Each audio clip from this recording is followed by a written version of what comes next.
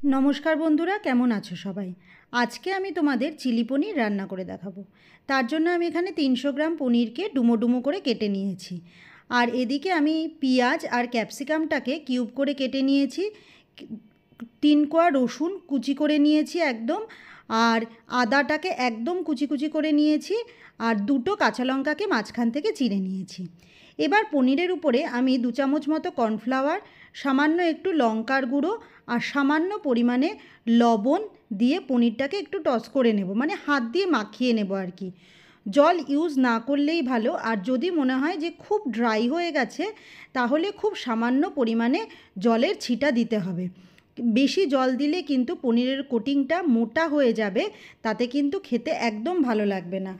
अनेके आबार पनीरेर मध्य कर्नफ्लावर छाड़ा शुधु कराटाई पछंद करे। आमी हालका करे एकटूखानी जलेर छिटा दिए अल्प कर्नफ्लावर दिए एकटू माखिए नियेछि। एबार एकटा पात्रे आमी ससटा तैरी करे नियेछि। एखाने आमी 1 चामच मतो प्रथमे टमेटो सस नियेछि, तारपरे 1 चामच मतो आमी एखाने सोया सस नेब, और तारपरे आमी एखाने रेड चिली सस यूज करेछि। তোমরা চাইলে গ্রিন চিলি সসটাও ইউজ করতে পারো। আর রেড চিলি সসটা আমি এখানে হাফ চামচ মতো ইউজ করব।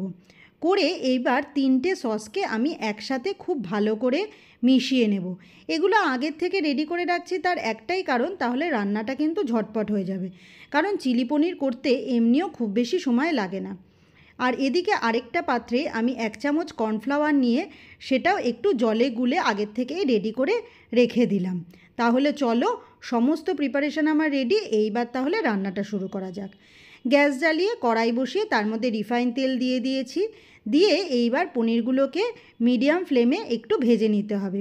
এই সময় তেলটা একটু বেশি লাগবে যাতে পনিরগুলো ভালো করে ভাজা হয়।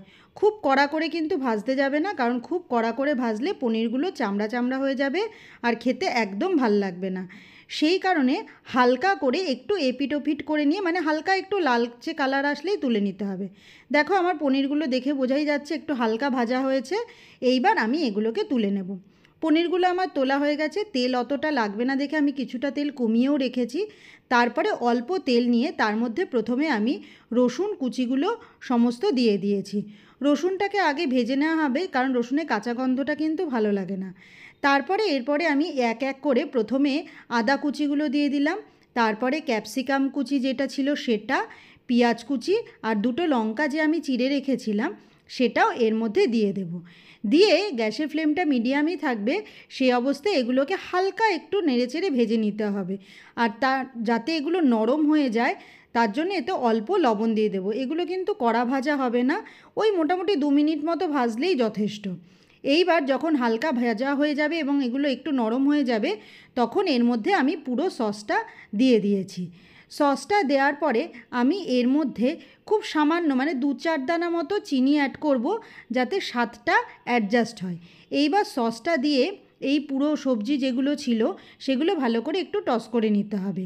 নেওয়ার পরে তারপরে যখন পুরোটা হয়ে যাবে তখন এই পনিরগুলো এর মধ্যে আবার দিয়ে দিয়েছি।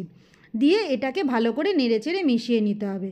তোমরা যদি ড্রাই চিলি পনির খেতে পছন্দ করো তাহলে এই অবস্থাতেই তোমরা নামিয়ে ফেলতে পারো, বাট আমি আজকে রুটির সাথে এটা খাবো দেখে তাই জন্য এটাতে একটুখানি জল ইউজ করব। তাই জন্য প্রথমে সসের বাটিটা ধুয়ে আমি অল্প পরিমাণে এর মধ্যে জল দিয়ে দিয়েছি, আর এরপরে যে কর্নফ্লাওয়ার গোলাটা রয়েছে সেটা এর মধ্যে দেব।